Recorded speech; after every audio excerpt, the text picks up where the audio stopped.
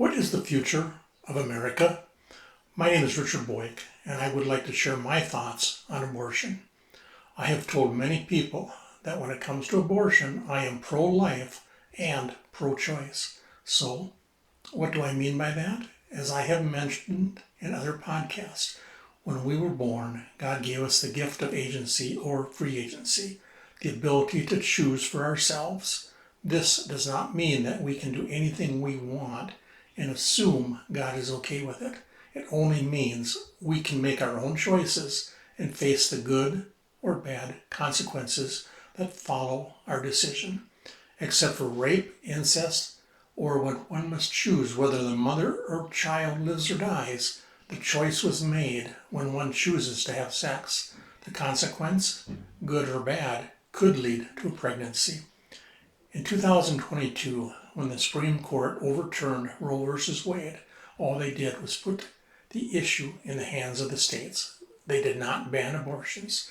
If we end up with a federal abortion law, one must remember the law will be decided by Congress and whichever party is in control. Currently, I do not believe an abortion law could even pass, and one may never pass due to the political split in America. The Supreme Court was right. The abortion issue belongs with the state. Before we create any federal laws, we must ask if the proposed law should even be a federal law.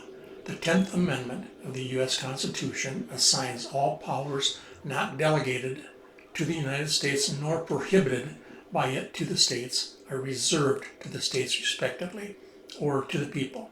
In Article 1, Section 8 of the U.S. Constitution, it states what powers Congress has. Abortion is not mentioned in the 10th Amendment nor anywhere in the Constitution.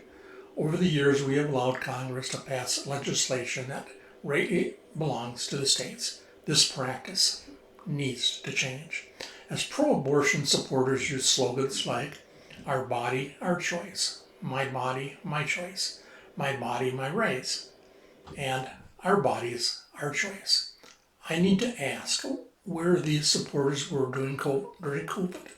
If someone really believed in a cause, nothing should stop them from voicing their beliefs and concerns.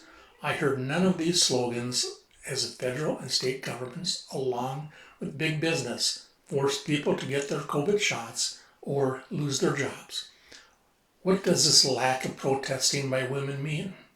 Abortions should not even be an issue, except in the previous mentioned circumstances. With a large number of available contraceptives, an unwanted pregnancy should never exist. Unfortunately, they do. But shouldn't we be responsible for our actions?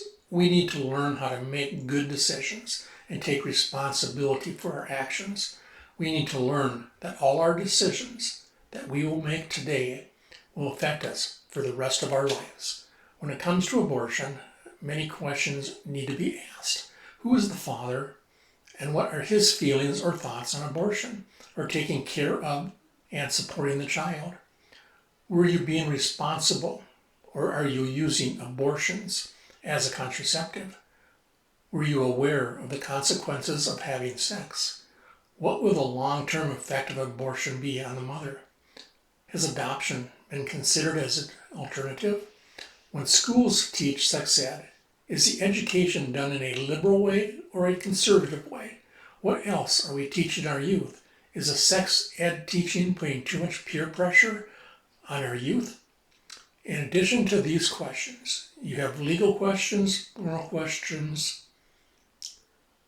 like when does life begin? And when should an abortion be considered murder? We must not only elect Donald J. Trump as our next president, but we must also elect real conservatives to Congress. We cannot afford to have a liberal Supreme Court. Our Supreme Court decisions must be based on the Constitution and the laws of the land. Thank you for watching or listening, and please subscribe to my podcast and share this with your friends. May God bless you, your family, and the United States of America.